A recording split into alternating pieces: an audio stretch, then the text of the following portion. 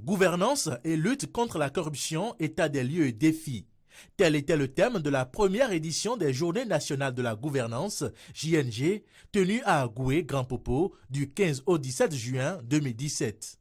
Organisée par le Front des organisations nationales contre la corruption, FONAC, à travers le projet Initiative de coopération sécuritaire en Afrique de l'Ouest, WACSI Bénin, les JNG sont financées par l'USAID.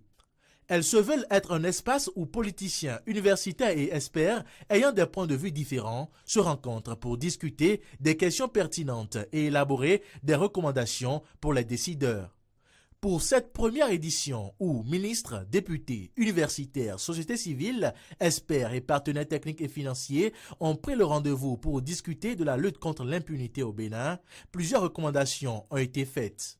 D'abord au gouvernement. Mettre rigoureusement en application le mécanisme de dotation des hauts emplois techniques dans l'administration publique. Mettre en place un dispositif efficace et transparent pour en finir avec les fraudes et suspicions de fraude dans l'organisation des concours d'accès à la fonction publique.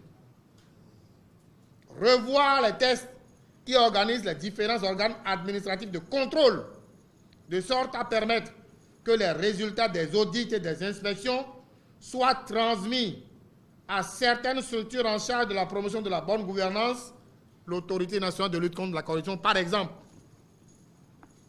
Allier l'indépendance totale de la justice avec la responsabilité de ses acteurs.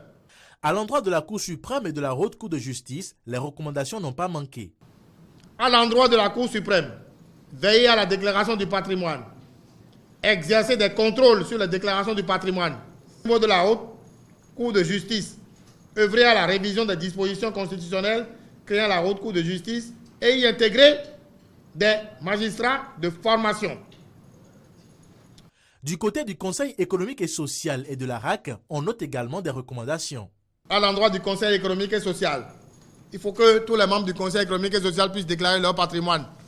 Au 30 juin 2017, aucun des 30 membres du Conseil économique et social n'avait fait sa déclaration du patrimoine. À l'endroit de la haute autorité de l'audiovisuel et de la communication, promouvoir le renforcement des capacités des acteurs des médias pour une spécialisation en matière d'investigation journalistique, notamment sur les faits de corruption.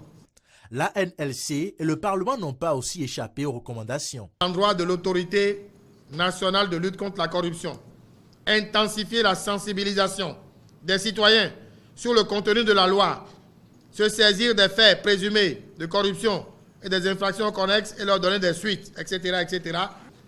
Au niveau du Parlement, il faut revoir la loi 2011-20 du 12 octobre 2011 portant lutte contre la corruption. Il faut ériger la Chambre des comptes de la Cour suprême en Cour des comptes.